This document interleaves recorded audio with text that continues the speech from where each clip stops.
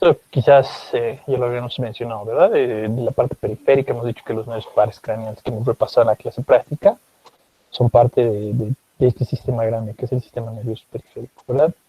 Pero no solo eso, sino también los nervios espinales. Ustedes saben que los nervios espinales surgen de la médula en forma de filetes radiculares, ¿verdad? Que convergen ¿para qué? Para formar como tal, ¿no? El par espinal.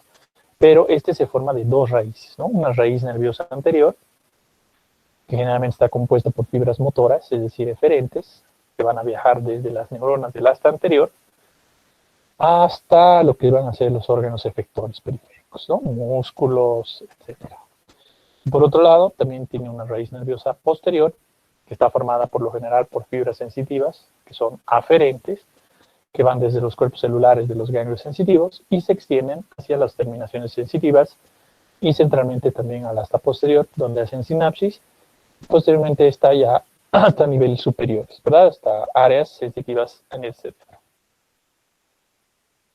Pues fíjense, aquí está, vean, esta es la médula espinal que vamos a ver justamente ahora también. Como pueden ver, esta es la sustancia gris, lo que la rodea es la sustancia blanca, y estas son las raicillas, ¿verdad? O los llamados filetes radiculares. Estos son los anteriores, que son motores, y son los posteriores, que son sensitivos. Ambos se unen para formar el par raquídeo, el nervio raquídeo, ¿verdad? Que dependiendo a qué nivel sale, pues este puede ser, por ejemplo, un C2, C3, etcétera, ¿no? Dependiendo del nivel. Como pueden ver, el ganglio sensitivo está en relación con las raicillas posteriores. Ahora, como les decía, estas raíces se unen y forman los dos ramitos también, ¿verdad? Ahora, estos dos ramos se van a dirigir uno hacia adelante y uno hacia atrás también. ¿Por qué? Porque el nervio raquídeo tiene una raíz anterior para la región ventral del cuerpo y una raíz posterior para la región dorsal del cuerpo. Entonces, ven esto, nacen de dos y luego otra vez se dividen en dos.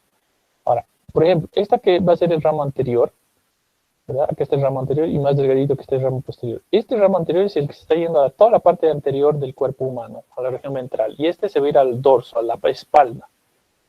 Ahí se va a subdividir en una porción, una rama que va a ir, en realidad, que es el nervio cutáneo, que está viniendo de los receptores de la piel, de la región que nosotros le llamamos el dermatoma, y otra rama que está yendo, que es el nervio motor, hacia el músculo, a la unión neuromuscular, que es el miotoma, ¿verdad?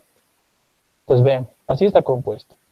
Entonces, la sensibilidad de la piel llega por parte de estos receptores. Ustedes están de escuchar que hay varios tipos de receptores, ¿verdad? Estos saben desde Anato 1, ¿verdad? Tenemos terminaciones libres, por ejemplo, que son las que están encargadas de captar el dolor.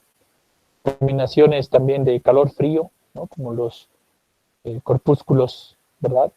Ustedes saben, Ruffini, etcétera, ¿no? De presión, Meissner, Merkel, etcétera, ¿no? Todos estos están en relación con el nervio cutáneo, que lleva la información, como ustedes pueden ver por acá, luego hace sinapsis con la neurona en el ganglio, y posteriormente esa información va acá al asta posterior, donde hace también otra sinapsis para ya dirigirse hacia arriba, ¿verdad?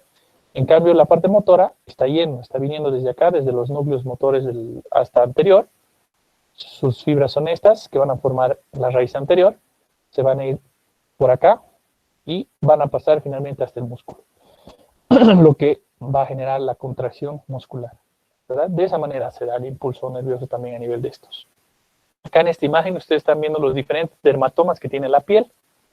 Gracias a esto nosotros podemos determinar en qué nivel se da la lesión en la médula espinal. Por ejemplo, acá, si pinchamos acá, por ejemplo, en el rango de T7 y el paciente no siente dolor, ¿dónde está la lesión? T7, ¿verdad? O si pinchamos acá en el brazo, en la arcana interna, ¿dónde está la lesión? En T2, ¿verdad? Porque esto viene del plexo braquial. Entonces esto nos sirve para orientarnos, ¿verdad? Esto es como un mapeo de la piel del cuerpo humano. Y obviamente de la sensibilidad de cada una de estas porciones. ¿De quién depende? ¿De qué nervio depende? Eso es lo que nos quiere decir este dermatoma. ¿Ah? Acá también podemos observar, ¿no?, cómo va el nervio una vez de que nace. Vean cómo envuelve, cómo se divide en sus raíces, ¿verdad? Y cómo inerva tanto el músculo como la piel. ¿Ok? Entonces, al salir de los agujeros, porque no se olviden que los nervios raquídeos salen entre los agujeros intervertebrales, posteriormente forman los dos ramos, uno primario y uno primario, que es el posterior y el anterior, Y posteriormente van a dar ramos posteriores primarios que no se agrupan para crear plexos nerviosos, ¿no? A diferencia de los anteriores, que estos sí forman los plexos.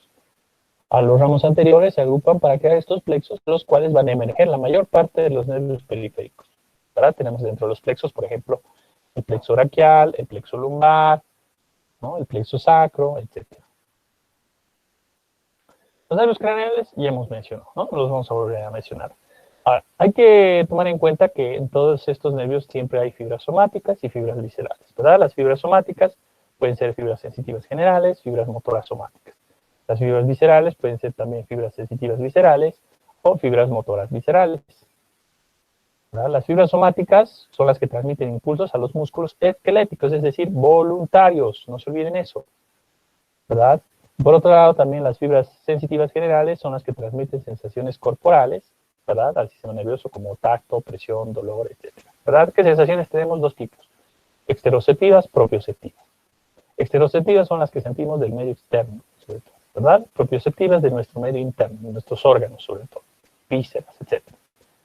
Ahora, las sensaciones propioceptivas suelen ser subconscientes, ¿verdad? Subconscientes, no percibimos esto de manera subconsciente o de manera consciente. Ahora, independientemente de la información visual, nosotros vamos a ver que nos ayudan a ¿qué? A reconocer, por ejemplo, la posición del cuerpo humano, cómo está nuestra pierna, si está extendida, si está flexionada. Para eso nos sirve la propiocepción, sobre todo. Luego, tenemos también las fibras viscerales, motoras viscerales, y fibras viscerales sensitivas viscerales, ¿verdad? Las motoras son las que transmiten los impulsos a músculos lisos, vean esto, y también, obviamente, a tejido glandular y al músculo cardíaco, por si acaso. Estas fibras se dividen en dos, presinápticas y postsinápticas. ¿Ah? Ahora, ¿qué pasa con las sensitivas? Estas transmiten las sensaciones reflejas viscerales, es decir, de vísceras huecas, ¿no? Órganos, sobre todo el estómago, intestinos, etcétera, vasos sanguíneos también, ¿verdad? Que llegan al sistema nervioso central. El sistema nervioso somático es el de vida en relación, porque nos pone en relación con nuestro medio externo, sobre todo, ¿verdad? Tiene una porción somática, el sistema nervioso central y también el sistema periférico. Las dos se juntan y forman todo lo que es el sistema nervioso somático. ¿Ah?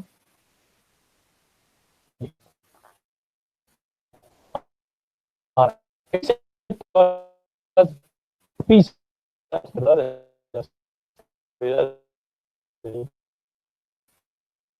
cuerpo, es decir, músculo liso, todo eso va a estar en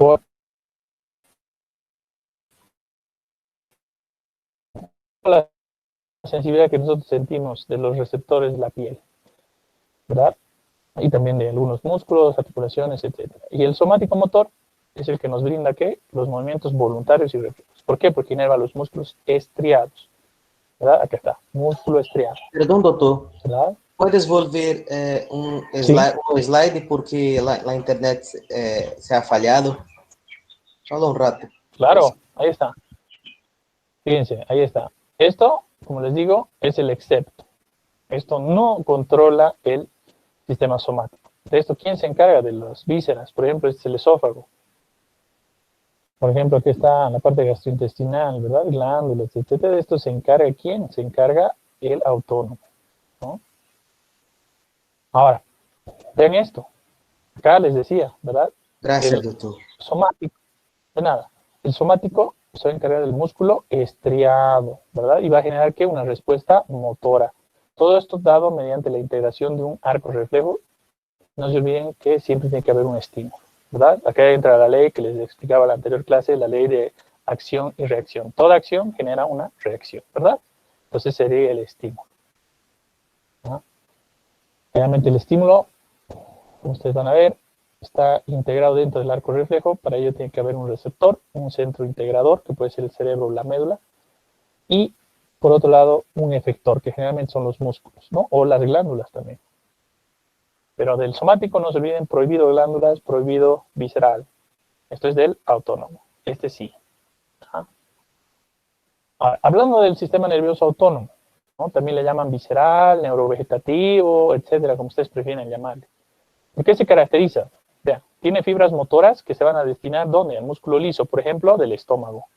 También el músculo cardíaco, obviamente porque el músculo cardíaco es un músculo modificado, ¿verdad? Si bien tiene fibras estriadas, es involuntario, al igual que el músculo liso.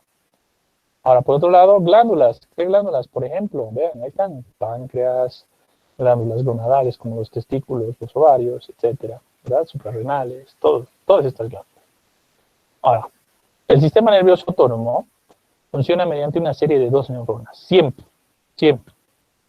Estas neuronas, como van a ver, van desde el sistema nervioso central al órgano efector. Y para ello se dividen en la división simpática y la división parasimpática. ¿Dónde están localizados? Vean esto. La división simpática se dice que es toracolumbar. ¿Por qué? Porque está acá, en estos sectores, entre la región torácica y la región lumbar. Mientras que la división parasimpática se dice que es cráneo-sacra. ¿Por qué? Porque está representado por los pares craneales que ya hemos visto que llevan componente parasimpático, como por ejemplo el tercero, como por ejemplo el facial, como por ejemplo el glosofaringeo, o como por ejemplo el vago. ¿Verdad? Y la parte sacra, vean acá, la porción sacra de la médula espinal también tiene núcleos parasimpáticos, que se dirigen, por ejemplo, a la vejiga, al colon, al recto y a los órganos reproductores, ¿no? En cambio, de los pares craneales, pues ya han visto, vean, ¿no? El oculomotor para el músculo liso del ojo, de las glándulas salivales del facial, ¿verdad? Del glosofaringeo, ¿no? El del vago, ¿dónde? Al pulmón, al corazón, al hígado, al estómago, al páncreas, al intestino delgado, al colon, hasta el ángulo esplénico, no se olvide, el vago, ¿verdad? Que está el vaguito. Esto resume al vago. Y hemos dicho qué hace cada uno de ellos. El simpático es el catabólico, gasto de energía, ¿verdad? El que nos prepara para luchar o para huir, ¿verdad? Sistema de lucha o huida. Se activa con el miedo, con el estrés. En cambio, este de acá, el parasimpático, es homeostático, conservador de energía, relax, ¿verdad? ¿Qué hace el simpático, por ejemplo, en el corazón? Acá está, vean, el simpático en el corazón, ¿qué es lo que va a hacer? Lo va a aumentar, ¿verdad? Va a aumentar la frecuencia cardíaca, la velocidad de eyección. En cambio, el parasimpático, lo contrario, disminuye. En los pulmones, ¿qué es lo que hace? El simpático hace, por ejemplo, broncodilatación. En cambio, broncoconstricción. En los gastrointestinales, ¿qué es lo que hace el simpático? Los inhibe el peristaltismo, inhibe la secreción glandular, etc. En cambio, el parasimpático los potencia el peristaltismo, potencia la secreción gástrica, etc. ¿Verdad? Iremos lejos.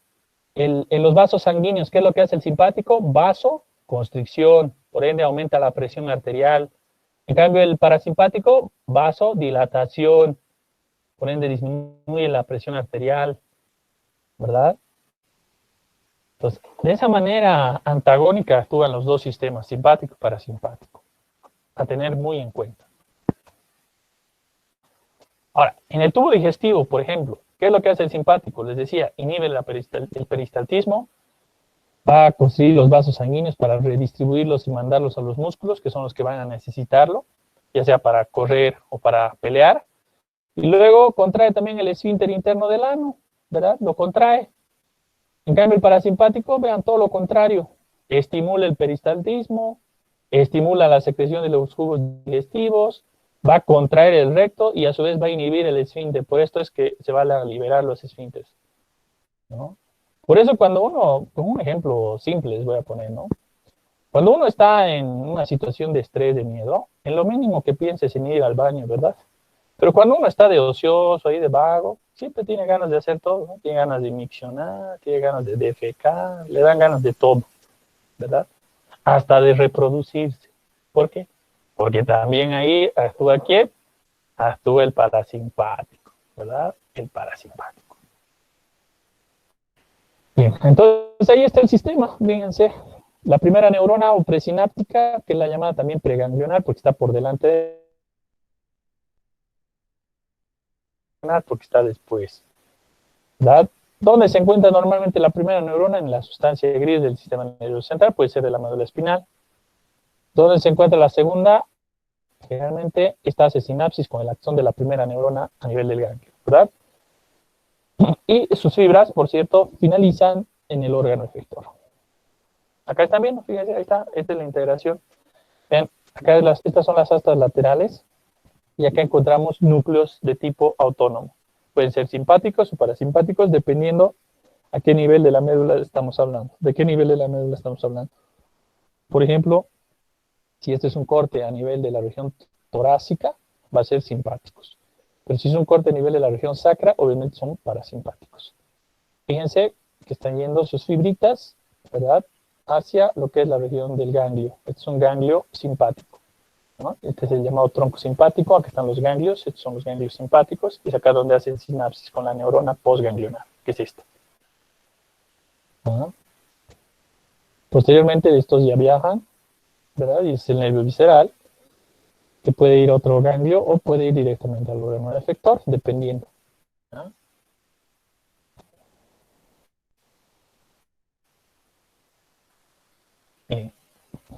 Ahora, funciones en general, sistema, no se olviden, simpático es catabólico, con gasto de energía, parasimpático, homeostático, o anabólico, también conservador de energía, ¿verdad? Potencia todas las funciones de autoconservación del individuo, es decir, la alimentación o trofismo, la reproducción también, ¿no? Ahora, no se olviden que el autónomo también tiene una parte de sensibilidad visceral, ¿verdad? ¿A qué nos referimos con esto? Esto nos va a brindar información acerca del medio interno. Por ejemplo, la frecuencia cardíaca, la respiratoria, ¿no? Dentro de esos tenemos algunos fenómenos como los calambres, el hambre, náuseas, dolor, todos esos son reflejos viscerales, ¿verdad? Ahora, estos espasmos, contracciones intensas, irritantes y químicos, además de procesos patológicos, van a inducir también esta serie de respuestas, ¿no? Que son respuestas viscerales. Por ejemplo, cuando nosotros nos intoxicamos, muchas veces, que esto que genera vómitos, ¿no? Náuseas, ¿no? Que son reflejos viscerales. Bien. Las capas protectoras, ya habíamos hablado en la anterior clase, hemos dicho que son tres, ¿verdad? La dura madre, la aracnoides, la pía madre, ¿no? Ahora, el líquido cefalorraquídeo es ese líquido que contiene la cavidad craneal y sobre todo que protege al cerebro, ¿no? Y al encéfalo en general, no solo al cerebro, sino al encéfalo y al sistema nervioso central, porque también no se olviden que va dentro de lo que es la región de la médula espinal. Este se va a formar dentro de los plexos coroideos, ¿no? Que se encuentran en estos espacios que ustedes están viendo acá, que son los ventrículos. Las células encargadas de la producción de este líquido cefalorraquídeo se conocen como las células ependimarias, que tienen los plexos coroideos. Entonces, este líquido es vertido a estos espacios y posteriormente va a pasar de uno al otro. Primero son creados acá en los más grandes, que son los ventrículos laterales, ¿verdad? Que tienen tres astas o cuernos, el frontal o anterior, el temporal o inferior y el occipital o posterior. De acá van a pasar a través de un agujero, que es el agujero interventricular o de Monro, a lo que sería este espacio más pequeño, que es el tercer ventrículo, ¿no? Que se encuentra más o menos a nivel del diencéfalo. Y de acá el líquido va a pasar por un acueducto, ¿no? Muy delgado, pequeño, que es el acueducto de Silvio o cerebral, también le llaman mesencefálico, y va a pasar a este otro ventrículo que es más pequeño todavía, que es el cuarto ventrículo, que se encuentra a nivel del tronco encefálico. Y del cuarto ventrículo, el líquido va a seguir varios caminos. Hacia abajo va a cruzar por el agujero de Krauss y va a llegar hacia el canal ependimario central en la médula. Y a los lados y hacia atrás se va a ir por los agujeros de Magendie y Luschka, ¿no? Para llegar al espacio subaracnoideo, que están viendo acá, a nivel de la llamada cistera magna, y posteriormente va a recorrer todo el espacio subaracnoideo del encéfalo y también de la médula espinal. ¿Ah? Ahora, este líquido no solo se crea, sino también se reabsorbe, porque imagínense si fuera solo secreción, esto daría lugar a un aumento de la presión intracraneal, ¿verdad? A una hidrocefalia. Pero no, hay una reabsorción, se da también una reabsorción de este líquido. ¿Dónde se da la reabsorción del líquido cefalorraquídeo? Se lo da a nivel de unas pequeñas granulaciones que se tiene entre lo que va a ser la aracnoides, que se conocen como las granulaciones aracnoideas o de Paccioni. Es ahí donde se da la reabsorción del líquido. ¿Ya? Entonces, hay un balance, siempre existe un balance entre la secreción y la reabsorción del líquido cefalorraquídeo. ¿Qué contiene el líquido cefalorraquídeo? Obviamente contiene agua, contiene también algunos electrolitos, ¿verdad? Contiene una escasa cantidad de proteínas, una escasa cantidad también de otras células. ¿Qué es lo que no contiene? Que es lo muy importante que hay que saber también. No contiene glucosa. Si encontramos glucosa en el líquido cefalorraquídeo, eso puede indicar que nuestro paciente es diabético, prediabético. Luego tampoco contiene pues, sangre, obviamente glóbulos rojos no debería tener. Si encontramos glóbulos rojos o sangre, quiere decir que hay una hemorragia subaracnoidea, ¿verdad? Luego no contiene tampoco piocitos, que son las células de la pus, ¿verdad? Entonces obviamente esto indicaría que hay un proceso infeccioso como una meningitis, ¿no? Que es muy común de encontrar. Tampoco contiene bacterias. Si encontramos bacterias o virus, esto nos indica que estamos ante una meningitis, ¿verdad? De tipo bacteriana, ya sea, o de tipo viral. El color generalmente es un color muy parecido al del agua, cristalino, ¿no? Medio opalescente. Si encontramos un color turbio, pues puede que se trate de un proceso infeccioso, es decir, también de una meningitis. Ahí está el cerebro, ya hemos dicho, ¿no? A grandes rasgos, sabemos que está ocupando la bóveda craneal, se divide en 2 hemisferios y 4 lóbulos. Luego lo vamos a estudiar más profundamente, ¿verdad? Esto solo es un pequeño pantallazo de todo lo que vamos a ver posteriormente, ¿verdad? El cerebelo, de la misma manera, su nombre quiere decir cerebro pequeño. Después del cerebro es la estructura más grande que se encuentra en la cavidad craneal, ¿no? Se encarga de la coordinación de los movimientos y de mantener el equilibrio, ¿no? Luego viene el diencéfalo, que está representado por los tálamos, el tálamo, el hipotálamo, subtálamo, metatálamo, etc., ¿verdad? El mesencéfalo, que está más abajo, ¿verdad? Forma parte ya del puente, o mejor dicho, del tronco, perdón. El puente de Barolio, de igual manera, forma parte del tronco. Y finalmente la médula oblongada, que también es la porción inferior del tronco, ¿no? Luego vamos a ver. La médula espinal es la porción más baja del sistema nervioso central. Entonces, que está localizada en el conducto raquídeo, ¿no? Como vamos a ver más adelante, tiene algunas características propias y específicas de la médula espinal. Bien.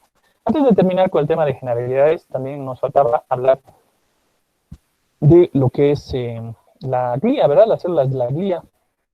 Hemos dicho que las células de la glía son células de apoyo, ¿verdad? Células de apoyo. Están en mayor cantidad que las neuronas y se dividen en 4 grupos. Primero tenemos los astrocitos protoplasmáticos y los fibrosos, que los astrocitos reciben ese nombre de la palabra astro, que quiere decir estrella, por la forma que estos tienen la forma de una estrella. Los astrocitos son muy importantes porque son las células de sostén, van a sostener a las neuronas y las van a nutrir. ¿Por qué? Porque establecen una conexión muy importante entre los vasos sanguíneos y las neuronas, que se conoce como la barrera hematoencefálica. Esta conexión se da gracias a que los astrocitos presentan unas prolongaciones que son los pies chupadores. Estos se conectan con los vasos sanguíneos y a su vez conectan con la neurona. Y de esa manera se establece una barrera entre el vaso sanguíneo y la neurona.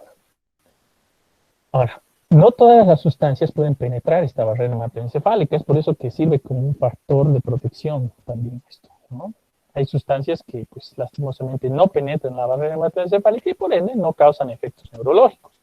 Y hay otras sustancias que sí penetran la barrera hematoencefálica y causan, pues, efectos neurológicos, ¿verdad? Sin ir muy lejos, los fármacos, ¿verdad? Hay fármacos que están hechos para atravesar la barrera hematoencefálica y hay otros que no, ¿verdad? No la atraviesan. Ahora, dentro de los productos químicos normalmente que atraviesan la barrera hematoencefálica están los productos de nutrición, ¿verdad? De la propia neurona, que serían la glucosa y el oxígeno, ¿no? Obviamente. Ahora, ¿por qué se diferencian los protoplasmáticos y los fibrosos? Es que unos se encuentran en la sustancia gris y otros se encuentran en su mayor parte en la sustancia blanca, ¿verdad? Esa es la diferencia, por cierto. Ahora, aparte de los astrocitos, estos dos tipos de protoplasmáticos y fibrosos, por cierto, son los más numerosos y justamente gracias a ellos se dan algunos procesos patológicos a nivel del cerebro, como por ejemplo los tumores cerebrales, ¿verdad? Malignos. Pues el astrocitoma, sin ir muy lejos, el astrocitoma gigante es un tipo de tumor canceroso en el niño, en el cerebro, ¿no? Producto de la multiplicación indiscriminada de estos astrocitos, ¿no? La mayor parte de los tumores cerebrales se deben justamente a la mutación de un gen y que causa la replicación indiscriminada de este tipo de células. Generalmente no se observa por las neuronas. Muchos piensan que los tumores cerebrales son producto de la multiplicación indiscriminada de las neuronas, pero no, las que se ven afectadas realmente son los astrocitos, ¿no? En este caso. Es el tipo más común de cáncer que nosotros en el cerebro que podemos encontrar. Ahora, por otro lado, aparte de los astrocitos, tenemos también lo que es la oligodendroglea y las células de Schwann, ¿no? La oligodendroglea y las células de Schwann tienen la misma función, que es la de producir mielina, pero en diferentes porciones del sistema nervioso. ¿No? Por ejemplo, las células de Schwann se encargan de la producción de mielina en el sistema nervioso periférico, mientras que la oligodendroglea o los llamados oligodendrocitos se encargan de la producción de mielina dentro del sistema nervioso central, ¿no? Ahora, perdón, sí, bueno, sí, es lo mismo, ¿no? Dentro del sistema nervioso central, mientras que en el otro en el periférico. Ahora, las células de Schwann, como pueden ver, están en relación con el axón, ¿verdad? Y están en relación y están formando el llamado neurilema que ya hemos explicado la anterior vez. Existen distintos tipos de células de Schwann, hay algunas que no son productoras de mielina, no producen mielina como tal, y otras que sí, ¿no? El tipo más común son las que producen, obviamente, mielina. Y finalmente hay otro tipo más de neuroglea que no comparte origen embrional. Los otros tipos, todas, al igual que el sistema nervioso, vienen de la placa del ectodermo, ¿verdad? De la placa germinativa del ectodermo, de la capa germinativa del ectodermo, mientras que este tipo que se conoce como la microglia viene del mesodermo, ¿no? El nombre microglia hace referencia a micro, pequeño. ¿Por qué? Porque son las células más pequeñas y estas son las células de defensa que tiene el sistema nervioso, ¿no? Son células de defensa muy parecidas a macrófagos. Vendrían a ser en realidad los macrófagos del sistema nervioso. ¿Se han dado cuenta? Se encargan de qué? De fagocitar, de proteger.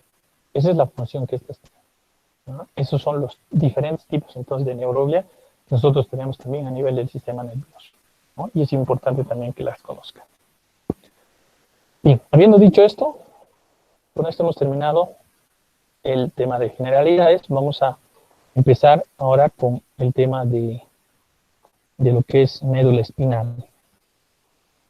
El primer tema como tal, ¿por qué? Porque el tema 1 es un tema introductorio, simplemente, ¿no? Nos habla de cosas a grandes rasgos de todo lo que vamos a ver al final, ¿verdad? Algunos términos que ustedes ya se tienen que ir familiarizando, pero el verdadero tema es este, ¿no? Porque ya estamos empezando como tal.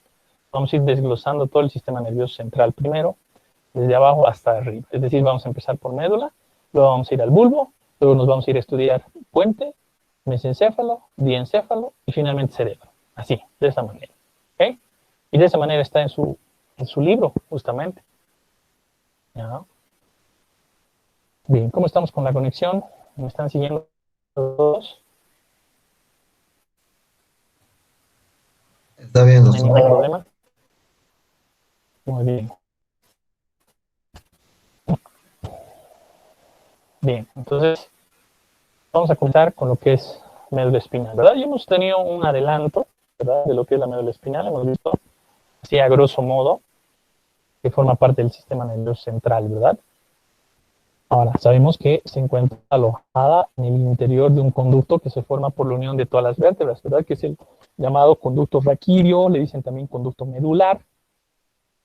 Ahora, está constituido por estructuras segmentarias que van a asegurar también la sensibilidad y la motilidad del tronco y los miembros. ¿Cuál es la función más importante de la médula? Cuando uno se pone a pensar, tiene que pensar primero dos cosas: sensibilidad y motricidad, porque eso es lo que realmente aporta la médula espinal. La médula espinal no tiene funciones superiores como el cerebro, ¿no? Como por ejemplo, pues, el razonamiento, la memoria, no tiene esas funciones, ¿verdad? No tiene. Esta es una estructura que se encarga de llevar los impulsos que vienen desde el cerebro hacia el cuerpo y viceversa, ¿verdad? Esa es su función principal. Entonces, obviamente, hay que preguntarse, ¿qué pasa si se daña la médula espinal? Pues obviamente va a haber problemas ¿en qué? En la sensibilidad y la motricidad de nuestros miembros superiores, miembros inferiores y del tronco. Eso es lo que hace, eso es lo que controla. Por eso también a la médula espinal le dicen el cerebro del tronco, porque se encarga de controlar esas funciones principalmente. Se encarga de los reflejos. Los reflejos vendrían a ser la unidad fundamental funcional que tiene la médula espinal, como se comunica, mediante reflejos. ¿Para qué estudiamos los reflejos en nuestro paciente? Para ver esto, si no hay daño en la médula espinal. ¿Por qué es importante hacerle reflejos a un paciente que ha sufrido un trauma, por ejemplo? para ver si no hay compromiso de la médula espinal. Para eso nos sirve, ¿verdad? Para evaluar esto. Ahora, si comparamos la médula con el cerebro, obviamente la médula no tiene todas las capacidades que tiene el cerebro, ¿verdad? Pero sí es una estructura importante del sistema nervioso central. Por eso es que está bien protegida, va dentro del canal medular, ¿verdad? Ahora, esta está compuesta también por una sustancia gris y una sustancia blanca, ¿verdad? Además de las estructuras del sistema nervioso vegetativo. La sustancia gris, ya hemos visto en la anterior clase por qué había estado compuesta. Principalmente neuronas y cuerpos neuronales. Tiene también abundantes vasos sanguíneos, por eso tiene ese color grisáceo. Carece de mielina, sus fibras carecen de mielina, ¿verdad? Y también obviamente tiene células de la glía. La sustancia blanca, en cambio, ¿qué tiene? Está formada principalmente por fibras, ¿verdad? Fibras, axones, que tienen abundante mielina, por eso el color blanco. Mielina. Carecen de vasos sanguíneos, tienen pocos vasos sanguíneos, ¿verdad? Pero también tienen algunas células de la glía. Ahora, ¿cuál es más importante entre la sustancia gris y la sustancia blanca? Les pregunto, a ver quién me dice, quién me responde, prendan sus micrófonos. ¿Quién me dice, cuál es más importante, la sustancia gris o la sustancia blanca y por qué?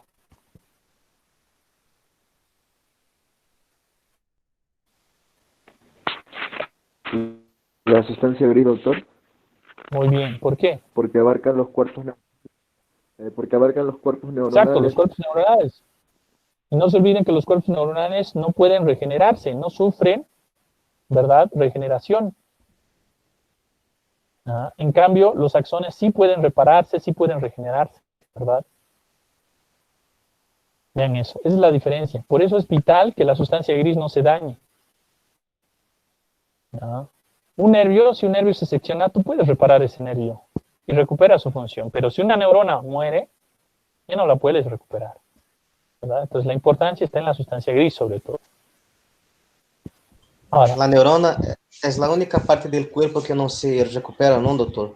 Exacto, exacto, ¿no?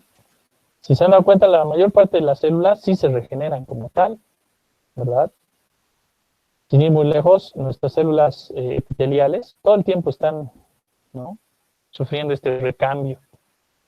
Se descaman y vuelven a surgir nuevas. Se descaman, vuelven a surgir nuevas, ¿no?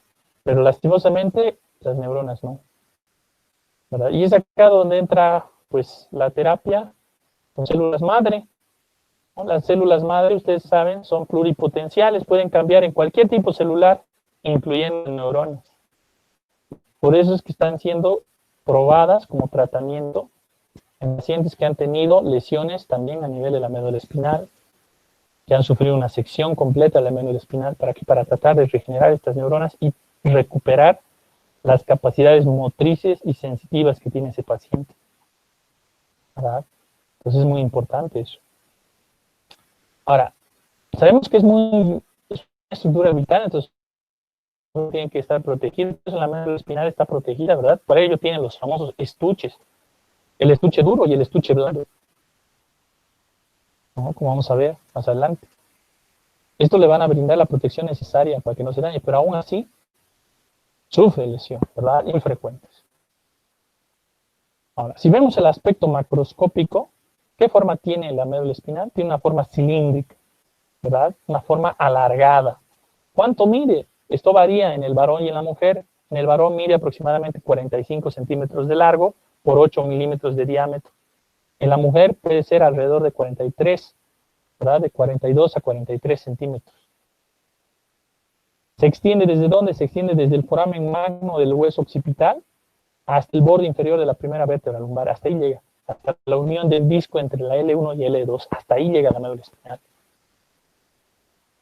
No piense que la médula espinal está en todo el conducto vertebral. No, solo llega hasta el disco entre el L1 y el L2. Hasta ahí nomás. Por eso es que es muy seguro poner anestesia, es muy seguro extraer líquido cefalorraquídeo por debajo de esto. Generalmente cuando se extrae líquido cefalorraquídeo se utilizan los espacios entre L3 y L4. ¿No? ¿Por qué? Porque sabemos que no le vamos a dar a la médula. Pero si lo hacemos por encima de esto, ¿no? Por ejemplo, entre L2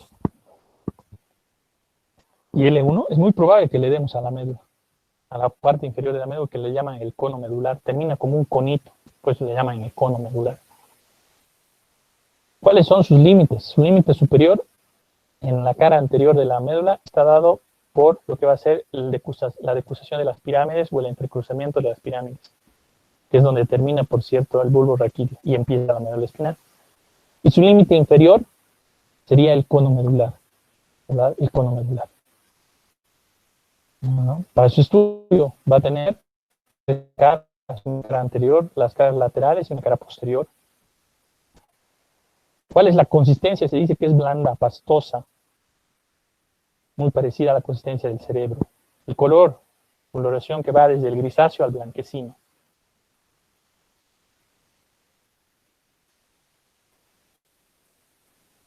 Ahí está, vean las caras, esta es la cara posterior y la cara anterior. Van a ver que algo que caracteriza a la médula es que en su diámetro no mantiene el mismo diámetro a lo largo de toda la médula, sino que varía. ¿Por qué? Porque sufre unos ensanchamientos, o llamadas también intumescencias, que son estas. Tiene dos, una superior, también llamada cérvico-braquial, y otra inferior, que es la lumbar. De estas intumescencias o ensanchamientos es de donde nacen los nervios que van a dar origen a los plexos, por cierto. Algo que caracteriza a cada una de estas caras es la presencia de estos surcos que van a lo largo de toda la médula, como por ejemplo el surco medio posterior, que es este, que va justo por el medio, los surcos intermedios, los surcos posterolaterales. De igual manera, en la cara anterior vamos a tener el surco medio anterior, que es este, que nace desde el puente, desde el surco pulvopontino, y se extiende hasta a lo largo de toda la médula. A los lados los surcos anterolaterales, ¿verdad?, que nos separan los cordones anteriores de los cordones laterales.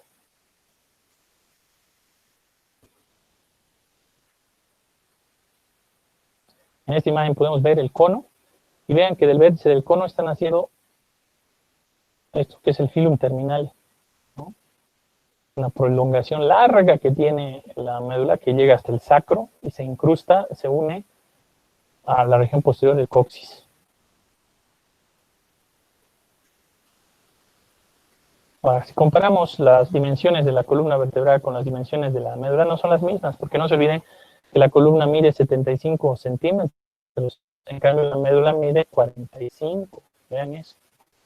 ¿Dónde termina? Termina acá más o menos, entre la unión del L1 con el L2, entre el disco del L1 y el L2, acá más o menos termina, ¿verdad? Hasta ahí nomás llega la médula espinal.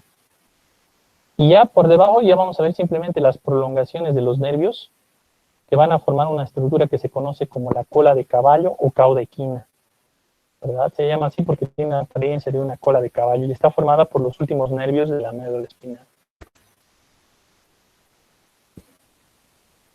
Ahora, ¿cuántos pares raquídeos tiene? 31 pares raquídeos que salen de todos estos agujeros de conjunción, también llamados intervertebrales. Los cervicales, los que salen de acá, ¿cuántos son? 8. Vean esto, 8 nervios cervicales. No vértebras cervicales, pero nervios cervicales son 8, desde el C1 hasta el C8. De las torácicas, esto sí va igual, porque son 12 vértebras torácicas y son 12 nervios torácicos también, por cierto. Lumbares, igual, 5 lumbares. Sacros, nervios sacros, 5 nervios sacros y un nervio coxígeo. Vean eso. En total, 31 pares de nervios espinales. Emergen los nervios espinales, fíjense, ahí están, y van a ir hacia adelante o hacia atrás, dependiendo, ¿no?, las dos raíces que ya hemos visto cómo se dividen. Muchas veces estos pueden quedar comprimidos debido a las hernias de disco, las famosas hernias de disco, debido a que el disco se hernía y comprime al nervio en su salida y causa patologías, ¿verdad? Una de las más comunes es la lumbociatalgia, producto de la compresión del nervio ciático, ¿no?, de alguna de las raíces del nervio ciático, sobre todo. Ahora, si hablamos de la morfogénesis, sabemos que la médula se origina a partir de ¿dónde? En la mitad posterior del tubo neural primitivo. Vendría del tubo neural. Su crecimiento y desarrollo sabemos que está en relación sobre todo con la morfogénesis también de la columna vertebral, es decir, uno depende del otro. Para que se forme y se cierre, si no se cierra, esto va a dar paso a una patología muy común. Ustedes ya conocen tal vez la famosa espina bífida, ¿verdad? Por deficiencia en el cierre del tubo neural. Y a su vez, por un déficit del ácido fólico. No se olviden que el ácido fólico es una vitamina muy importante para que la formación del arco vertebral se dé y por ende el cierre del tubo neural. ¿No? Cuando no se forma el arco, pues la médula queda expuesta y genera estos problemas que nosotros le llamamos la espina bífida, dependiendo del grado también, ¿no? Desde un grado leve, que se caracteriza simplemente por un pequeño mechón de pelo en la región lumbar, hasta pues problemas más serios como pues un mielomeningocele, por ejemplo, donde el niño inclusive puede quedar paralítico, ¿no? Ahora, si hablamos un poco de la histogénesis, sabemos que la médula está formada por un tubo al cual da piso un epitelio de tipo poliestratificado y donde se van a diferenciar tres zonas de importancia, la llamada zona ependimaria, la zona del manto y la zona del velo magnetio. La zona ependimaria es la zona central que va a dar origen a la formación de este conducto central o ependimario, que es el encargado también de producir líquido cefalorraquídeo a nivel de la médula espinal.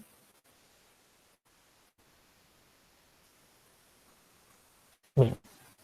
Si hablamos de la anatomía general, decíamos que la médula espinal, antes de hablar de las caras, presenta protección, ¿verdad? Esta protección se la da los dos estuches, el estuche duro y el estuche blando. El estuche duro está conformado, ¿por qué? Por los huesos, obviamente, de las vértebras, sobre todo hacia adelante los cuerpos vertebrales, protegiéndolos, y hacia atrás los arcos vertebrales. Y por otro lado también los ligamentos, ¿verdad? Los ligamentos que unen la propia columna vertebral. Por otro lado, el estuche blando lo van a formar que las meninges, ¿verdad? La dura madre, la aracnoides y la pía madre, lo van a formar también los vasos sanguíneos, los vasos linfáticos, que van a formar un colchón de protección también, como los plexos, por ejemplo, venosos, perimedulares, y también la grasa perimedular, que es la grasa que está rodeando a la médula, ¿no? Dentro del canal medular. ¿Ah? Esta grasita va a evitar también los daños por el movimiento y el baloteo que se realiza dentro de la médula espinal, porque ustedes van a ver, o mejor dicho, dentro del canal vertebral, ¿verdad? Porque van a ver que el canal vertebral pues varía también sus dimensiones de acuerdo al trayecto también de la médula espinal y no está ocupando todo el espacio, ¿verdad? Sino que deja un pequeño espacio justamente para esto, ¿no? Para los vasos sanguíneos, para la grasa, etc. Y otro factor de protección también sería el propio líquido cefalorraquídeo que tiene también corriendo a lo largo de toda la médula espinal, ¿no? A nivel del espacio subaracnoideo también de la médula espinal. Esos forman los dos estuches, el duro y el blando. Ahora, por otro lado, si hacemos una descripción anatómica de las caras, vamos a ver primero que tenemos una cara anterior. En esta cara anterior va a haber un surco que hemos dicho que es el surco medio anterior. Este surco nace desde la unión llamada desde el surco bulbopontino y se extiende a lo largo de toda la médula espinal hasta llegar al cono anterior, o al cono medular, perdón.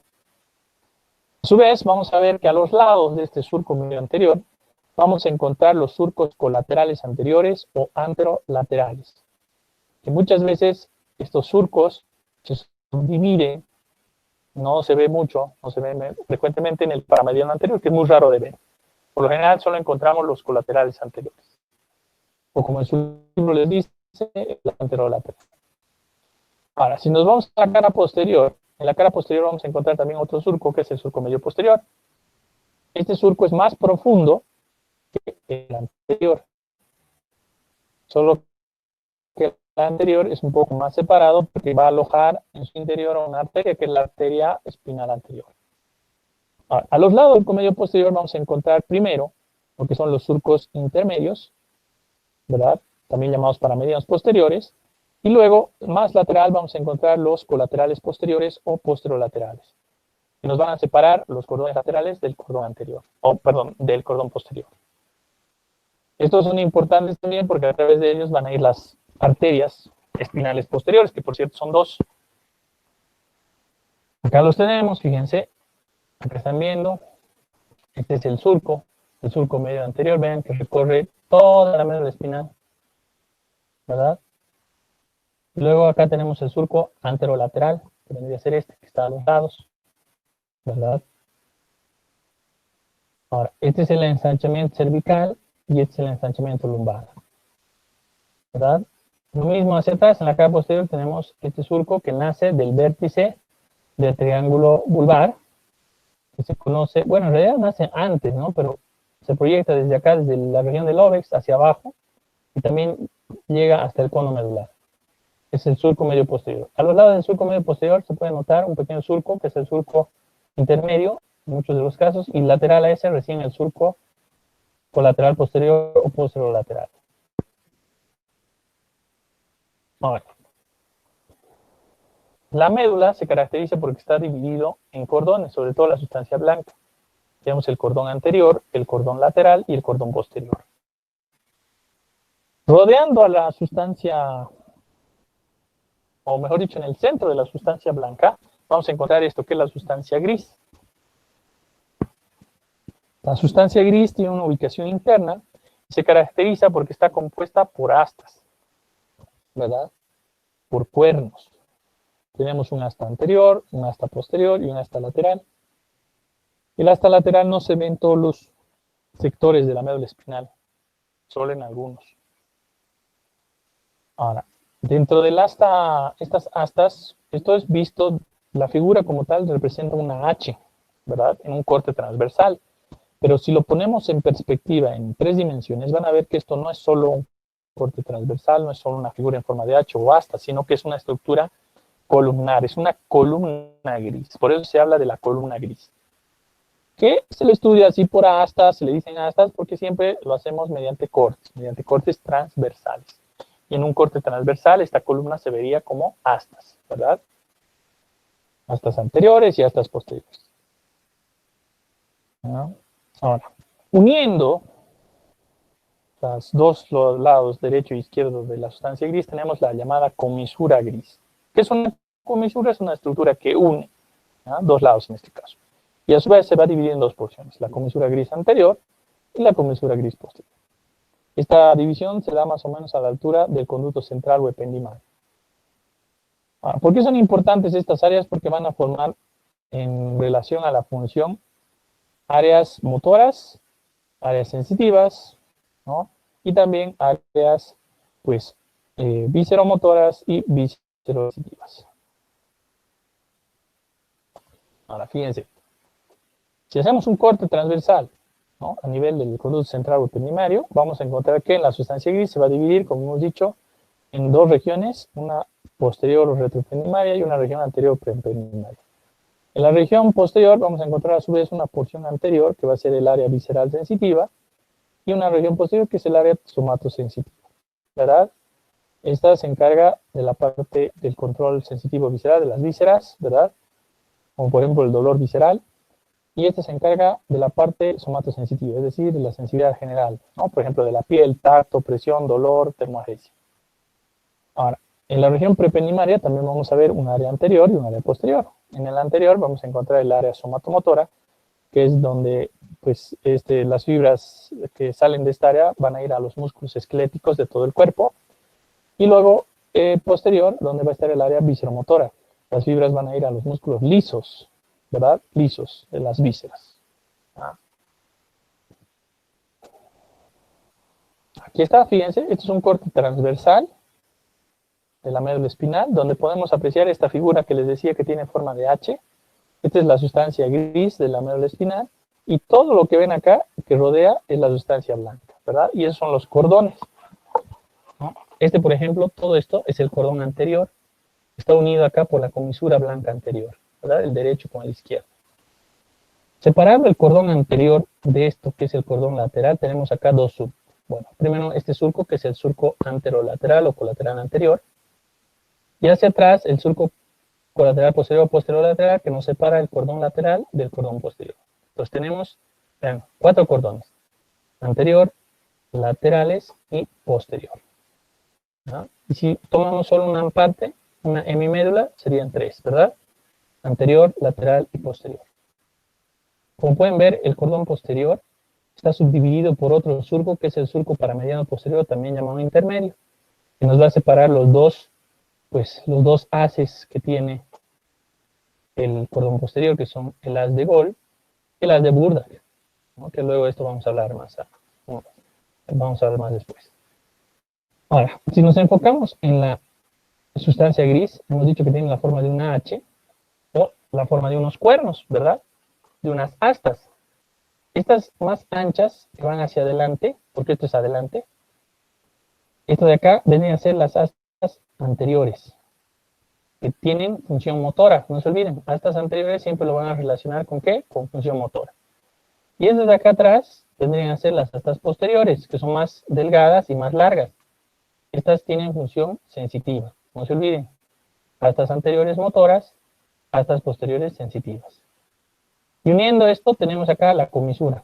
Todo esto que ven acá es la comisura gris, que tiene una porción que es la comisura gris anterior, y acá atrás la comisura gris posterior. Y acá mismo se pueden dividir las áreas por la función. Todo lo que ven acá en las astas anteriores vendría a ser la zona somatomotora, porque las fibras que nacen de acá se van a destinar, ¿para qué? Se van a destinar para los músculos, ¿verdad? Músculos esqueléticos.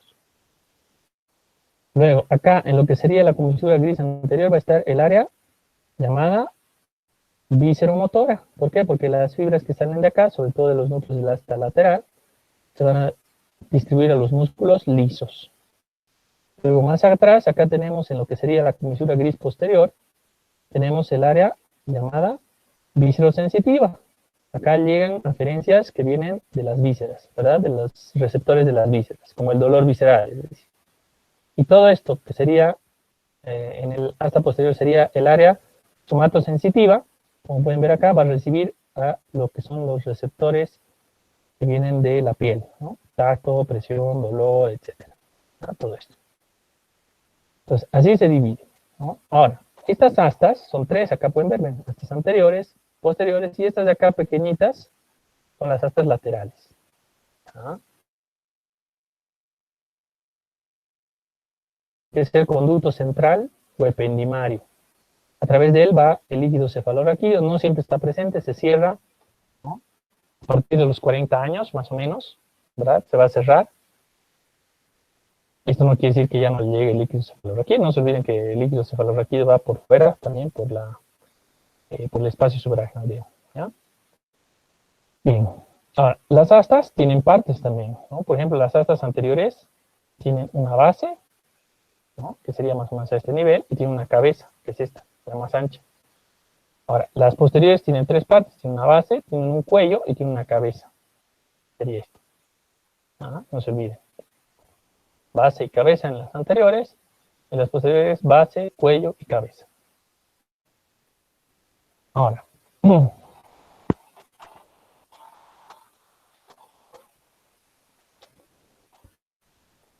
si hablamos de la sustancia blanca, hemos dicho que la sustancia blanca se compone en cordones, ¿verdad?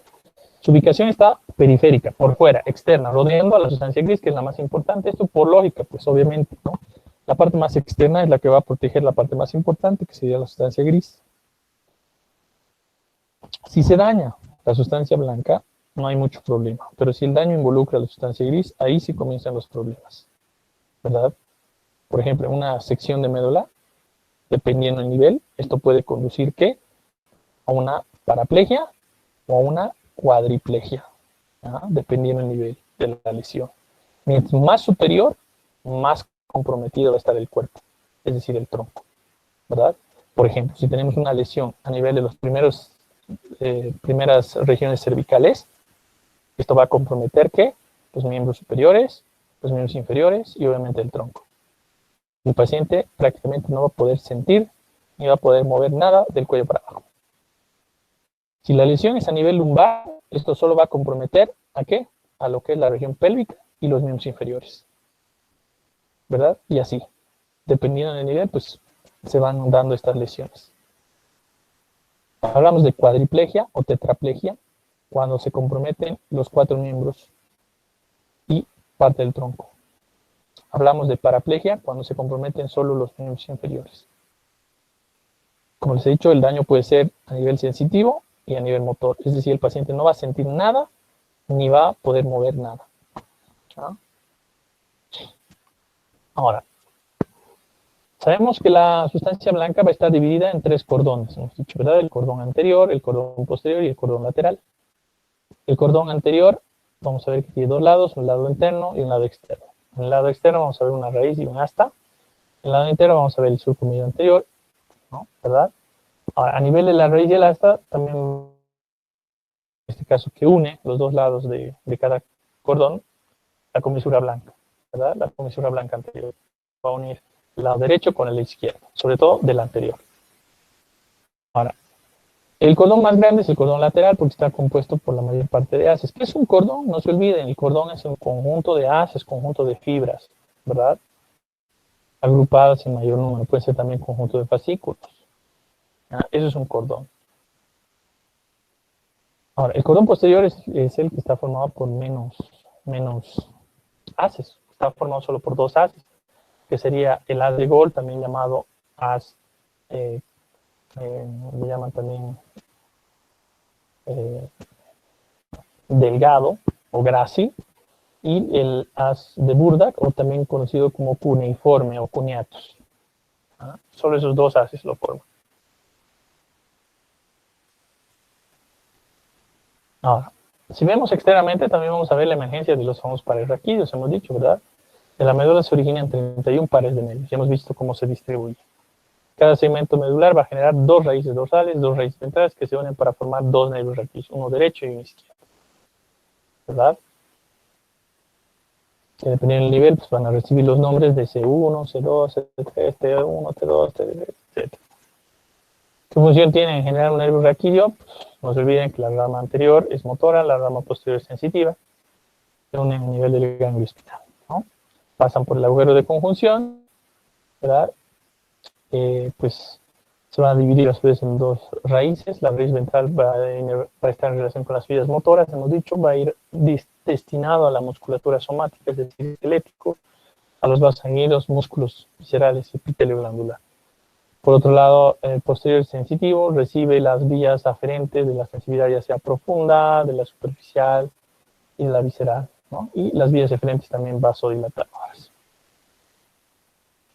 Entonces ahí está, ¿no? Los nervios raquídeos, está la raíz sensitiva, que es posterior, y la raíz motora, que es anterior. Entonces se unen a nivel de más o menos, bueno, acá está la fusión, ¿no? Ya es la fusión del nervio.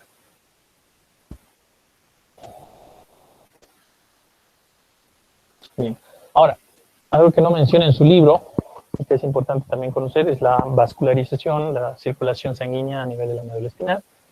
La porción superior de la médula va a estar irrigada sobre todo por las ramas de las arterias vertebrales, ¿no? ¿Qué ramas tienen las arterias vertebrales de importancia? Primero, la arteria espinal anterior, ¿no? Que es la más importante, la más grande. Luego está la vértebra espinal. Y la atrás, 2, que son 2, por lo general son 2, son las arterias espinales posteriores.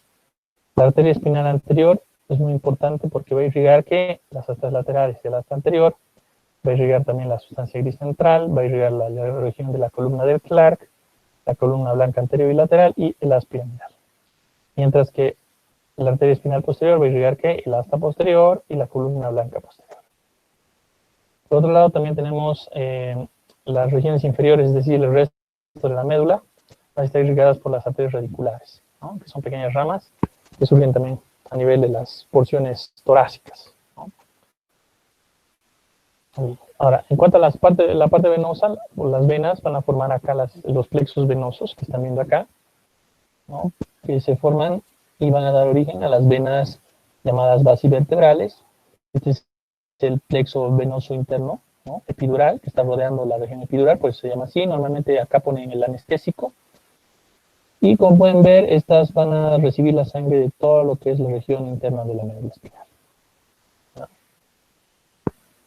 Que finalmente va a ir a desembocar a las venas, ¿no? Radiculares, luego a las venas intercostales, etc. Si hablamos de la anatomía microscópica, hay que dividirlo directamente en sustancia gris y sustancia blanca, ¿no? La sustancia gris está formada principalmente por neuronas, es decir, células nerviosas. Ahora, ustedes van a ver que en la médula espinal hay varios tipos de neuronas, ¿no? No hay uno solo, se dividen, como ustedes van a ver. Se dividen primero en las neuronas radiculares, las neuronas cordonales, ¿no? Y también las ganglionares, junto con otros tipos de neuronas que son más raras, ¿no? Y más, o por así decirlo, menos numerosas, ¿no? Las primeras son las más importantes, son las neuronas radiculares. Se llaman así porque sus axones son los que van a formar las raíces, ¿verdad? Sobre todo las raíces anteriores, las raicillas anteriores.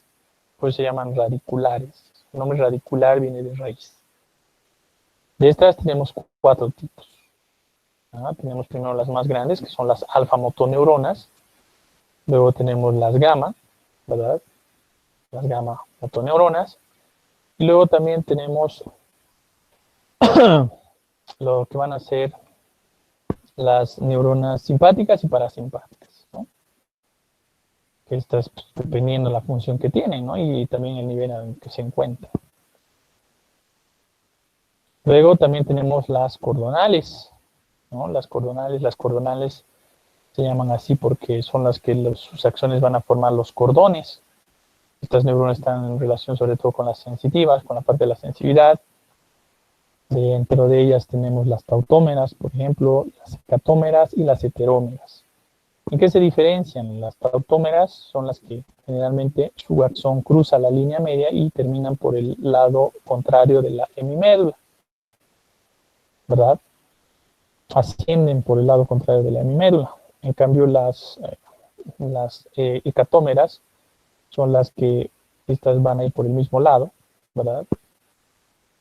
Ustedes van a ver, se van a diferenciar también en las heterómeras. Las heterómeras son las que tienen en realidad dos axones, uno que va por el mismo lado y otro que va cruzando el lado contrario, ¿verdad? Y finalmente también tenemos las llamadas células del cilindro eje, ¿no? O Golgi tipo 2. Dentro de ellas están las células de Renshaw, también, que son células inhibidoras de las motoneuronas, que utilizan la lisina como uno de sus neurotransmisores más comunes. Esto puede ser bloqueado mediante un veneno que es la estricnina, ¿no? Que causa, pues, movimientos tónicos, ¿no? Incontrolados. Por otro lado, también tenemos las células ganglionares, ¿no? Que se encuentran dentro de los ganglios raquídeos, como les he dicho, por eso se llaman así, ¿no? Células ganglionares o neuronas ganglionares. Todas estas forman parte de las neuronas que se encuentran dentro de la médula espinal. Ahora, como les decía, algunas de estas son muy importantes porque hacen sinapsis con otras neuronas, ¿no? Por ejemplo, las neuronas que se encuentran a nivel de del cordón posterior, formando parte de las cordonales, son las que hacen sinapsis con las neuronas ganglionares, ¿no? Y posteriormente estas se van a dirigir aferentemente a las superiores, ¿no? Como del encéfalo. Por otro lado, las alfa-motoneuronas dentro de las radiculares son las que hacen sinapsis con neuronas que vienen de células superiores, ¿no? Y estas finalmente son las que emiten las raicillas anteriores, que son motoras que van a estar destinadas para los músculos. En las llamadas uniones neuromusculares van a formar el miotoma, ¿no? Entonces esto es muy importante, esta integración, sobre todo entre la parte sensitiva y la parte motora, porque todo esto va a formar el arco reflejo, no se olviden, ¿no? Ahora, existen también dentro de las sustancias fibras nerviosas, pero son amielínicas. ¿Qué quiere decir esto? Que carecen de mielina, no tienen mielina, ¿verdad? Luego también hay neuroglia, que ustedes han visto, sobre todo los astrocitos protoplasmáticos, que se encuentran como células de relleno, por así decirlo, de refuerzo. Cosa de que, por ejemplo, si una neurona muere, va a ser reemplazada no por otra neurona, debido a que hemos dicho que carece de regeneración, sino que va a ser reemplazado por una célula de glía, en este caso por un astrocito. Pero lastimosamente los astrocitos no tienen las mismas funciones que las neuronas, ¿verdad? Y es por eso que lesiones extensas del sistema nervioso central generan que, pues, secuelas, ¿verdad? Es muy raro que un paciente sufra una lesión, por ejemplo, cerebral, ¿no? Y quede sin ninguna secuela, ¿no? Es muy raro, siempre va a haber alguna secuela, por más mínima que sea. ¿Por qué? Porque no se olviden que han muerto neuronas y lastimosamente debido a la muerte de esas neuronas se producen estas secuelas neurológicas, ¿no?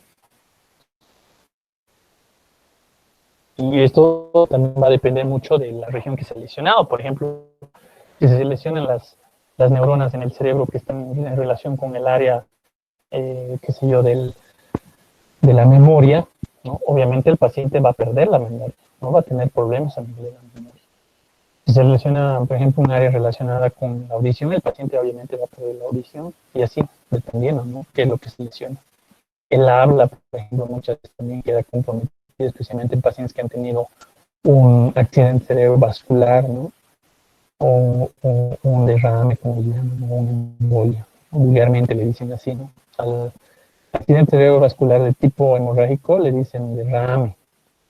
Y al accidente cerebrovascular de tipo isquémico le dicen embolia, ¿no? Pero son términos comunes, ¿no? Utilizan personas que no están en el campo de la salud. Ahora, entonces, tomando en cuenta esto, estos distintos tipos de neuronas que va a tener la médula espinal se agrupan, ¿verdad? ¿Se agrupan para qué? Para formar núcleos. Núcleos. Eso es lo más importante de la sustancia gris en la médula espinal. Núcleos. La agrupación de neuronas, cuando se unen los cuerpos neuronales, forman ¿qué núcleos? ¿Qué son núcleos? Es un conjunto de cuerpos neuronales dentro del sistema nervioso central, ¿verdad? Entonces, por eso cuando estudiamos la sustancia gris de la médula, siempre hay que hablar de núcleos. Y cuando estudiamos la sustancia blanca de la médula, hay que hablar de ¿qué? De haces o fascículos. ¿Ya? Haces o fascículos. Entonces, vean eso. A ustedes, cuando les hablen de sustancia gris, ¿qué es lo primero que se les tiene que venir a la cabeza? Núcleos. Cuando se les hable de sustancia blanca, ¿qué es lo que se les tiene que venir a la cabeza? Haces, ¿no? O fascículos, dependiendo. ¿Ok? Eso es así como vamos a pensar de ahora en adelante. ¿Por qué les digo de ahora en adelante? Porque vamos a hablar de esto tanto para médula, tanto para puente, para bulbo, para todo. Entonces van a ver que todas las estructuras del sistema nervioso central se caracterizan por eso, porque tienen sustancia gris y tienen sustancia blanca, es decir, tienen núcleos y tienen haces. ¿Ok? De ahora en adelante acostúmbrense a eso. Cuando hablemos de anatomía microscópica y sobre todo del sistema nervioso central, sustancia gris, sustancia blanca, ustedes ya saben, relacionan inmediatamente con núcleos, la sustancia gris, y con haces, la sustancia blanca. ¿Ok? No se olviden de eso, es muy importante. ¿Ah? Ustedes si ya han leído algunos de los temas, van a ver que siempre que hablemos de sustancia gris, le están hablando de núcleos. ¿Qué núcleos tiene la médula? ¿Qué núcleos tiene el puente? ¿Qué núcleos tiene el cerebro? ¿Qué núcleos tiene el cerebro? Etcétera. Cuando hablen de sustancia blanca, ¿qué haces? ¿Qué haces presentan? Estos haces son muy importantes porque van a unir todas estas estructuras del sistema nervioso central. Van a mandar la información, por ejemplo, del cerebro hasta la médula espinal. Por eso son haces muy importantes, muy importantes. Si se dañan estos haces, obviamente también causan patologías. Pero, como les he dicho, a diferencia de las neuronas, de los cuerpos neuronales, los haces se pueden regenerar, sufren un proceso de regeneración, mientras que las neuronas no. Eso a tener en cuenta. Bien, vamos a quedar acá, por favor, en esta diapositiva. Me hacen recuerdo, por favor, sáquenle una fotito o escríbanse acá lo que dice núcleos del asta anterior. Ya me van a hacer recuerdo para la próxima clase, donde estamos quedando, para que retomemos desde acá. Núcleos del asta anterior. Anótense todos, por favor, para que ese día les pregunten qué hemos quedado y me digan, doctor, hemos quedado en núcleos del asta anterior. ¿Ah? Desde acá vamos a hablar. ¿Ok? Sería la diapositiva número 23, si así lo prefieren también. ¿Ya? Me dicen, doctor, si no se acuerdan de este subtítulo, me dicen, doctor, era la diapositiva número 23, la que nos hemos quedado.